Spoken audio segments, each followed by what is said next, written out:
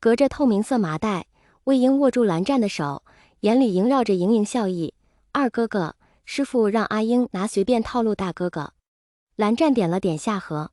魏婴笑吟吟，我们一块去。默了一瞬，蓝湛道：好。这时，青恒君走了出来。阿湛。蓝湛礼道：父亲。青恒君微笑：阿湛，你的佩剑叫什么？蓝湛道：碧晨。青恒君赞道：好名字，很适合阿湛。魏婴扬了扬眉心，师父、师叔和阿英也觉得碧晨很适合二哥哥。这下子，二哥哥和阿英以及大哥哥都有了自己的佩剑喽。二哥哥的佩剑叫碧晨，阿英的佩剑叫随便，大哥哥的佩剑叫朔月。青恒君管耳，阿焕在藏书阁。魏婴一愣，旋即笑道：师父。阿英这就带着二哥哥去套路大哥哥。青恒君道：去吧。于是两小只向老蓝氏双臂分别行了一礼，手牵手离开了。启人。青恒君弯唇：你不跟去看看？蓝启人一时没有反应过来，看什么？青恒君微微一笑，道：自然是看阿英和阿湛如何套路阿焕。蓝启人道：我没有那么无聊。青恒君道：是吗？蓝启人道：是。青恒君瞅着蓝启人，那刚刚是谁带着阿湛看我和阿英？咳了一声，蓝启人道：兄长，那个启人还有事情要做，就不陪你在这里拉家常了。说完，不待青恒君反应，蓝启人便转身离开。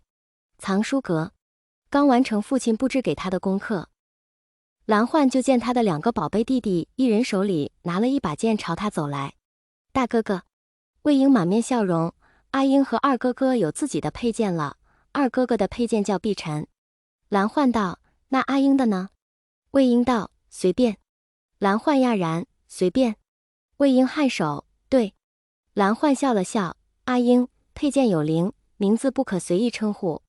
与蓝湛对视一眼，魏婴道：大哥哥，阿英没有随意称呼随便。蓝焕，你看。魏婴将佩剑举到蓝焕面前。蓝焕望了过去，只见剑鞘纹路之中刻着随便两枚古字，他呆了呆。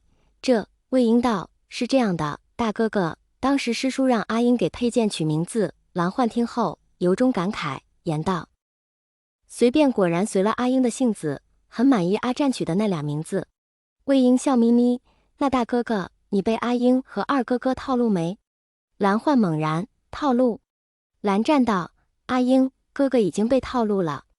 魏婴开心道：哈哈，师父果然神机妙算。蓝湛嗯了一声。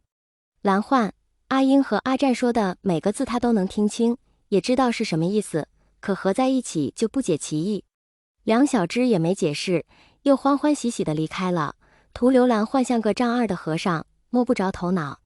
回到净室，魏婴将灵力赋予佩剑中，行云流水地耍了一遍蓝氏剑法，结果就是他和蓝湛又一次清扫院中落叶。次日，蓝启人就开始教授两小只御剑飞行，不到半个时辰，两小指便掌握了其中诀窍。望着在半空中自由御剑的两小只，蓝启人既紧张又兴奋，毕竟望仙目前才7岁，而且是一个过了7岁生辰，另一个离7岁生辰还有3个多月。确定两小只不会发生危险，蓝启人这才让两小只自己练习御剑。蓝启人走后，魏婴从佩剑上落下，望着还在半空练习御剑的蓝湛：二哥哥，你下来，咱俩来一次双剑合璧。蓝湛自然同意。片刻，看着被他和蓝湛剑气波及连根断裂的大树，魏婴摸了摸鼻子：二哥哥，我觉得以后咱俩还是在空旷的地方练剑比较好。蓝湛点头。两小只正不知如何处置被他们剑气波及连根断裂的大树，就见蓝启人牵着蓝焕神色焦急地出现在净室院子门口。阿湛、阿英。